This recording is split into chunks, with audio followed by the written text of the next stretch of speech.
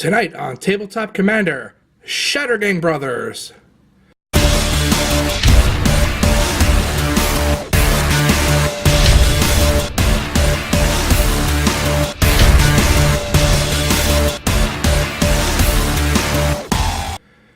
Hi everyone, and welcome to another fantastic EDH deck tech. Tonight we have Shattergang Brothers. This deck is a very utilitarian deck, good for keeping down specific problems as they arise, good at dealing with them, and then wearing your opponents down and getting in there. Before I get started, I would just like to say, if you like this video, smash that like button. That's the best way to let me know, and it really helps out the channel a lot. Also, check out my other videos. Hit the subscribe button, ring the little bell to get notifications on when I have new videos out. My channel isn't a typical professional channel. This is more of a casual thing that I just do myself, so I don't always have a video every week or every 2 weeks, but they do come out, and they do come out somewhat irregularly, so definitely hit that bell for some notifications. And maybe share with your friends too, because I do have a lot of great decks here, and let's get started. So Shattergang Brothers, Jund color deck. Has some great abilities on him. You can pay 2 in a black, sack a creature, and make everyone else sack a creature. You can pay 2 in a red, sacrifice an artifact, and make everyone else sacrifice an artifact. Or you can play 2 in a green, and sacrifice an enchantment, and make everyone else sack an enchantment. So you can see, if you keep the pressure on, you can definitely keep control of the board. So let's get right into this and see how we go about doing that.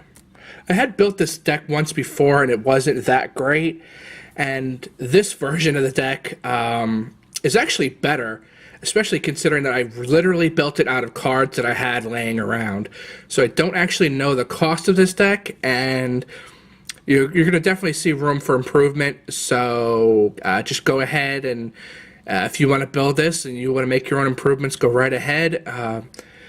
My deck is basically just stuff I had laying around deck, so it's not going to be perfect.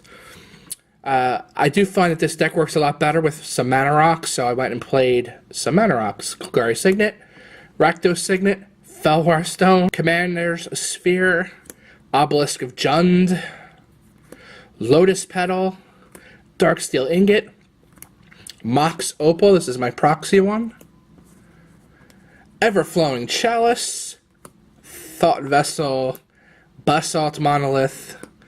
And those are just my mana rocks. I do play a lot of mana rocks, as I said. Use these until they're no longer useful, and then sack them to the artifact ability to get rid of other people's mana rocks. Mycosylate Wellspring fetches you up a land, then you can sack it and fetch up another. Scroll Rack for some drawing. Ichor Wellspring, again, you draw, and then you can sack it to Shattergang and draw again. Spine of Ish-Sa, removal. Smokestack, really good removal. Mimic Vat makes tokens, so you make tokens of your opponent's creatures. You smack them up with it, and then you sack it to Shattergang. Hammer of Perforos, definitely an auto include in this deck. The golems that the ability makes are creatures, enchantments, and artifacts, so you can use any one of the abilities on Shattergang with the golems that this artifact thing produces. And it also gives stuff haste. So that's a win-win right there. Luxodon Warhammer, for just being aggressive. Nothing says aggressive like a big-ass hammer, right? Kodama's Reach for some fetch. This is a proxy regrowth for getting stuff back out of the grave once I sacked it. I've Reforged the Soul for some for some good draw. Hull Breach, a very, very underrated card. Good for enchantments, good for artifacts, and good for both. Definitely a great card. Dreadbore for some removal. Vampiric Tutor and Worldly Tutor for some obvious tutoring. Terminate for some more removal. Burgeoning, pretty much an auto including green for getting those lands out fast. And then later in the game, when you get it out, it's definitely a good sackable enchantment. Sylvan Library. This is my proxy Sylvan Library again. Pretty much an auto including green, so I included it. Aspect of Mongoose and Rancor. These are both in here because while they are actually kind of crappy, what happens is when they go to the graveyard from play, so when they die, they go back to your hand, and they're really, really inexpensive to get out. They're only 2 mana for Aspect of Mongoose and 1 mana for Rancor. So you can sack these as enchantments over and over again and keep the board clear of other people's enchantments. Awakening allows you to use Shattergang Brothers' abilities over and over again on other people's turns. Survival of the Fittest, just because I had one. This is probably one that I don't necessarily need, but I have it in here. Aid from the Cowl, something's always leaving play, and make sure something's always coming back to replace it. Squirrel's Nest, nice sackable tokens.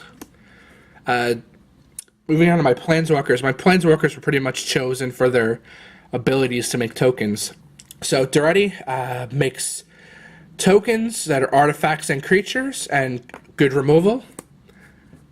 Creature tokens for Nissa. Arlen Cord also makes creature tokens. Chandra, creature tokens. Garruk, Apex Predator, good removal, and again, creature tokens. Scavenging Ooze, once you get those creatures in their graveyard, this eats them up, so that they don't have to keep coming back. Good graveyard hate right there. Birds of Paradise for mana. Sylvala, Heart of the Wilds, great mana right there. Oracle Moldiah, good mana. Anger, haste is always fun. Hall of Blossoms, get a card, and then have a sack outlet. Or a sackable, rather. Necrotal, removal, and then a sackable. Glissa the Traitor, get those great artifacts back from the graveyard to your hand. Marin, same thing, but for creatures. Normally a better commander, but still works on his own in the 99. Another sack outlet as well as a sackable. Vulture of Zombies gets super huge, super quick. Definitely an auto-include. Good for eating some face. Squeak, Goblin Nabob. Auto-include in this deck. This is the quintessential sackable from way back in the day. Play him, sack him, comes back to your hand, play him again, rinse and repeat. There we go.